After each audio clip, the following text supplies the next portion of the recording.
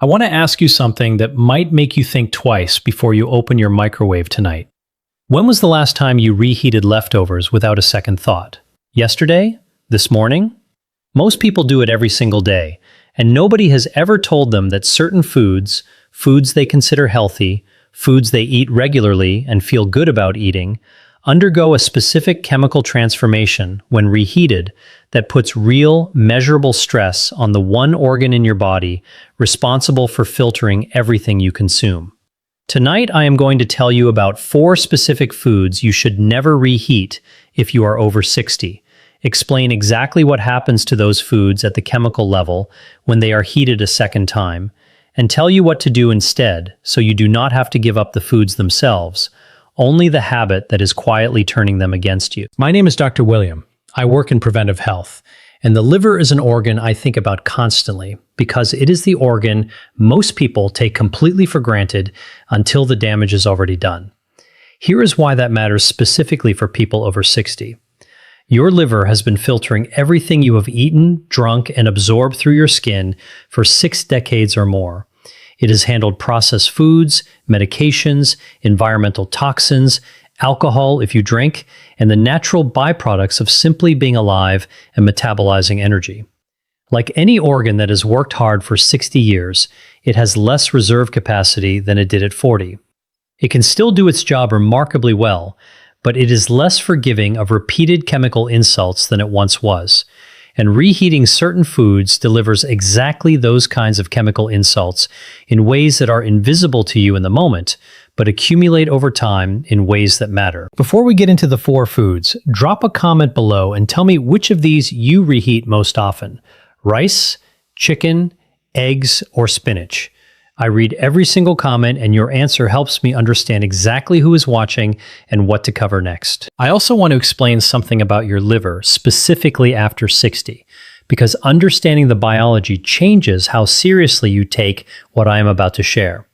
Your liver is the most metabolically active organ in your body. It performs over 500 distinct functions every single day, filtering everything in your blood, producing bile to digest fat, storing glycogen for energy, metabolizing medications, and breaking down toxins before they can reach your other organs.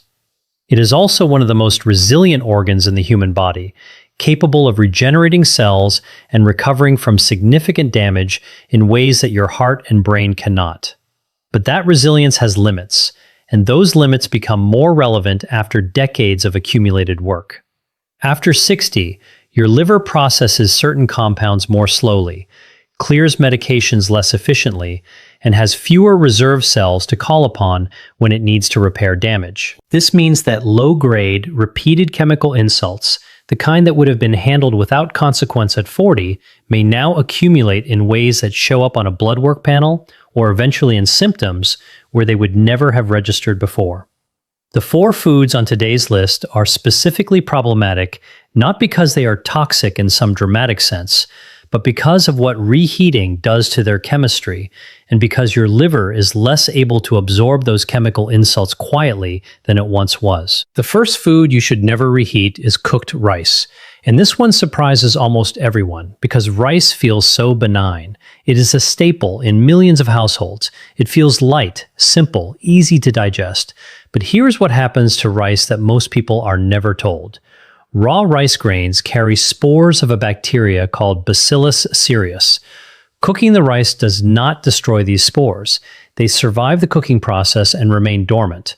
When cooked rice is then left to cool at room temperature, or even in the refrigerator over several hours, those spores can germinate and produce toxins. These are not the bacteria themselves that cause the problem. It is the toxins they release, and here is the critical detail that directly concerns your liver. These toxins are heat stable. Reheating the rice will kill any bacteria that grew during cooling, but it will not destroy the toxins those bacteria already produced. Those toxins survive reheating and enter your digestive system intact, where they are absorbed and delivered directly to your liver for processing. For a younger adult with a liver operating at full capacity, a small exposure to these toxins is handled without obvious consequence. For an adult over 60 whose liver has reduced reserve capacity and may already be managing the effects of decades of other exposures, repeated small insults of this kind accumulate. Research has linked Bacillus cereus toxins to liver cell stress even at subclinical levels, meaning at levels that do not produce obvious food poisoning symptoms, but still require your liver to do damage control work it is increasingly less able to afford. The fix is straightforward. Cook rice in portions you will eat at that meal rather than cooking large batches for reheating. If you do have leftover rice, cool it quickly, store it in the refrigerator within an hour of cooking, and eat it cold rather than reheating it, since cold rice eaten directly from the refrigerator does not involve the additional heating cycle that allows toxins to survive. The second food is cooked chicken, and this one involves a different mechanism entirely. Chicken is one of the most popular protein sources for older adults for very good reasons. It is lean, it is versatile, it is relatively affordable. But protein, specifically the protein structure inside chicken meat, undergoes a specific change when reheated. The protein chains that were denatured and restructured during the original cooking process break down further under a second round of heat, producing compounds called protein oxidation products. These oxidized protein compounds have been studied in the context of liver function specifically, and research has shown that they increase the oxidative burden on liver cells, meaning your liver has to spend energy neutralizing them rather than focusing on its other filtering and metabolic functions. The specific concern with chicken is also the density of the protein involved. Fatty fish and eggs also produce oxidized compounds when reheated, but chicken, particularly breast meat, contains such a high concentration of dense protein that the oxidation products are generated in larger quantities. A study examining dietary patterns and liver enzyme levels found that people who regularly consumed reheated animal proteins, particularly poultry, showed higher markers of liver stress than those who consumed the same proteins freshly cooked, even when all other dietary factors were controlled for. The fix here is also practical. Cook chicken fresh whenever possible. If you prepare chicken in advance for convenience during the week, eat it cold in salads, wraps, or alongside vegetables, rather than putting it back through a second heating cycle. Cold cooked chicken is safe, nutritious, and avoids the reheating problem entirely. The third food is cooked eggs, and this one tends to generate the most surprise because eggs are so strongly associated with brain and liver health when prepared correctly. And that association is legitimate. Choline, which is found in the yolk, is directly involved in supporting liver function and preventing fatty liver. Eggs prepared fresh are genuinely among the best foods you can eat for your liver. But when eggs are reheated, particularly when scrambled or hard-boiled eggs are put in a microwave for a second round of heat, the proteins in the egg white, which are among the most complex protein structures in any food, undergo oxidation. The cholesterol in the yolk, which is stable and largely benign when the egg is cooked once, can oxidize during reheating into compounds called oxysterols. Oxysterols have been studied extensively in relation to liver health, and the research is not favorable. They have been shown to promote inflammation in liver cells and, with repeated exposure, to contribute to the kind of low-grade liver inflammation that is an early step on the pathway toward more significant liver conditions. The fix is simple and takes almost no extra time. Eggs take 3 to 5 minutes to prepare fresh in almost any form. Scrambled, poached, soft-boiled, none of these are dishes that require advanced preparation and reheating. Make them fresh each morning and you capture all of the liver protective benefits of the choline and healthy fats without the oxysterol problem that reheating introduces. The fourth food is cooked spinach, and this one is perhaps the most important for people who consider themselves health conscious, precisely because spinach is so strongly associated with being good for you. And it is, when eaten fresh or cooked once and consumed immediately. Spinach is loaded with nitrates, which are natural compounds that convert in your body to nitric oxide, a molecule that relaxes and widens blood vessels, reduces blood pressure, and supports circulation. When fresh spinach is cooked and then refrigerated and reheated, however, those nitrates undergo a different conversion pathway. Bacteria present in the stored cooked spinach convert the nitrates into nitrites, and under the heat of reheating, those nitrites can combine with compounds called amines, which are also present in spinach, to form nitrosamines. Nitrosamines are among the most studied chemical compounds in the context of liver toxicity. Research has linked nitrosamine exposure specifically to liver cell damage, and certain nitrosamines are classified as probable carcinogens by major health organizations specifically because of their liver and gastrointestinal effects. The concern here is not a single meal of reheated spinach producing acute damage. It is the pattern. Someone who regularly cooks a large batch of spinach at the start of the week, refrigerates it, and reheats it across several days is creating the exact conditions for repeated nitrosamine formation, delivered to their liver multiple times per week. Over months and years, that repeated exposure adds up in ways that are real and preventable simply by changing when spinach is prepared. The fix is to cook spinach fresh each time you eat it, which takes under 2 minutes in a pan, or to eat leftover cooked spinach cold rather than reheating it. Cold leftover spinach, added to a salad or eaten alongside other cold vegetables, does not go through the reheating step that drives nitrosamine formation. I want to tell you about a patient I will call Eleanor, 68, who came to me with mildly elevated liver enzymes that her doctor had flagged on routine blood work without a clear explanation. She did not drink alcohol, was not taking any medications known to stress the liver, and ate what she genuinely considered a healthy diet. When we went through her eating habits in detail, a pattern emerged. She cooked large batches of rice and chicken twice a week, refrigerated everything, and reheated portions throughout the week. She also cooked spinach in advance and reheated it regularly because she knew it was good for her. Her liver enzymes were not dramatically elevated, but they were consistently above the normal range in a pattern her doctor could not explain from her medication list or alcohol history. We changed her habits around reheating, cooking rice and spinach fresh in smaller portions, and switching to cold chicken in salads rather than reheated chicken. Over the following 3 months, her liver enzymes normalized completely without any other change to her diet or lifestyle. A second story. Frank, 73, had been adding scrambled eggs to his weekly meal prep routine for years, making a large batch on Sunday morning and reheating portions each morning throughout the week for convenience. He came to me not with a specific complaint, but for a general health review, and his liver panel showed a pattern similar to Eleanor's, mildly but consistently elevated. He made one change: fresh eggs each morning instead of reheated batch eggs.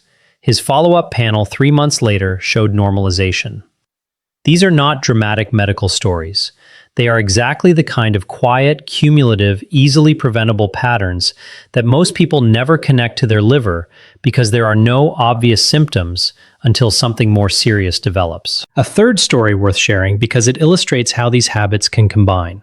Margaret, 71, was a careful, health-conscious eater who had built her weekly routine around batch cooking. She cooked a large pot of rice on Sunday, a batch of scrambled eggs, and a pan of sautéed spinach, then portioned and refrigerated everything for the week ahead. She reheated portions each day. She had done this for several years because she had read that meal prepping was a healthy habit, which it often is, depending on which foods are involved and whether reheating is part of the process. Her liver enzymes had been creeping upward on her annual blood work for 2 consecutive years. Not dramatically, but consistently, and her doctor had mentioned it without a clear explanation. When she described her meal prep routine to me in detail, the pattern was immediately recognizable. 3 of the 4 foods on today's list being reheated multiple times per week, every week, for years. We restructured her approach. Rice was replaced with a grain she could eat cold, like quinoa or farro, which do not carry the Bacillus cereus concern to the same degree. Eggs were moved to fresh preparation each morning. Spinach was either eaten fresh in salads or cooked fresh in small portions rather than reheated. Her chicken she continued to eat, but cold rather than reheated, which she found worked just as well in her weekday salads. At her next annual blood work, her liver enzymes had returned to normal range for the first time in 3 years. A common question I hear at this point: does the way I reheat food matter? Is a microwave worse than a stovetop or an oven? The answer is that the method of reheating matters less than the fact of reheating itself, because the chemical changes we discussed, toxin stability in rice, protein oxidation in chicken and eggs, and nitrosamine formation in spinach, are driven by the combination of prior storage and a second round of heat, regardless of the heat source. Some methods produce more even heating, which may slightly reduce the formation of certain compounds, but no reheating method eliminates the core problem. The safest approach for all four of these foods is simply to avoid the second heating cycle entirely. Another question: are there foods that are safe to reheat? Yes, absolutely. Soups, stews, and broths generally reheat safely because the liquid environment prevents the protein oxidation and nitrosamine formation pathways that concern us with the four foods we discussed. Cooked vegetables other than leafy greens are generally safe when reheated, as are legumes like beans and lentils. The four foods on today's list are specifically problematic because of their particular chemical compositions and how those compositions interact with a second round of heat and the storage period that precedes it. A third question: what if I cool and store food correctly? Does rapid cooling and proper refrigeration eliminate the risk? Proper storage reduces risk but does not eliminate it entirely. Rapid cooling and refrigeration slows the bacterial activity in rice and reduces but does not stop the nitrite conversion in spinach.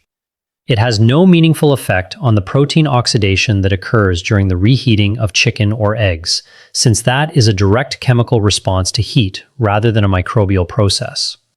Proper storage is always better than improper storage, but it is not a substitute for avoiding the second heating cycle with these specific foods. A fourth question worth answering: how would I know if my liver is already showing signs of stress from these habits? This is an important question because liver stress in its early stages almost never produces symptoms you would recognize as liver-related.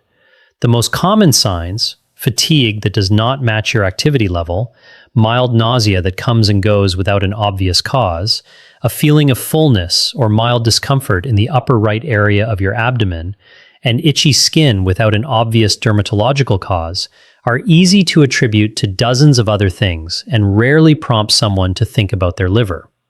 The most reliable way to catch early liver stress is through a routine blood panel that includes liver enzymes, specifically ALT and AST. These are typically included in a standard comprehensive metabolic panel, and mildly elevated results often appear years before any other sign of liver stress. If you have not had your liver enzymes checked recently, asking for them at your next routine appointment is one of the most practical things you can do, not because you expect a problem, but because catching a trend early gives you the maximum time to address it simply, before it progresses to something that requires more than a habit change. A fifth question: are there foods I should be eating more of to actively support my liver alongside avoiding these reheating habits? Yes, and this is worth mentioning because prevention works in both directions. Cruciferous vegetables like broccoli, Brussels sprouts, and cauliflower, eaten fresh, contain compounds called glucosinolates that support the liver's detoxification pathways directly. Beets contain betaine, which helps protect liver cells from oxidative stress. Coffee, interestingly, has one of the strongest research profiles of any food when it comes to liver protection, with multiple large studies showing that regular coffee consumption is associated with lower risk of liver disease and lower levels of liver enzymes. Green tea contains catechins that have been shown to reduce liver fat in people with early, non-alcoholic fatty liver disease. None of these are replacements for addressing the reheating habits we discussed, but eating more of them alongside making those habit changes gives your liver active support on both ends. Here is your action plan. This week, go through your regular meal routine and identify which of these four foods you typically prepare in advance and reheat. For rice, commit to cooking only what you need for the current meal. For chicken, explore eating leftovers cold rather than reheated, particularly in salads or wraps where cold protein works just as well. For eggs, set aside 3 to 5 minutes each morning to prepare them fresh rather than reheating a batch. For spinach, cook it fresh each time, which takes under 2 minutes, or eat leftover cooked spinach cold without a reheating step. None of these changes require giving up any food you enjoy. They simply shift when the cooking happens, away from advanced preparation and reheating, and toward fresh preparation in smaller amounts. Your liver has done extraordinary work for you over 60 or more years. It filters your blood, processes your medications, metabolizes your nutrients, and manages toxins you are never even aware of. It deserves the same care and attention you give to your heart, your blood pressure, and your memory.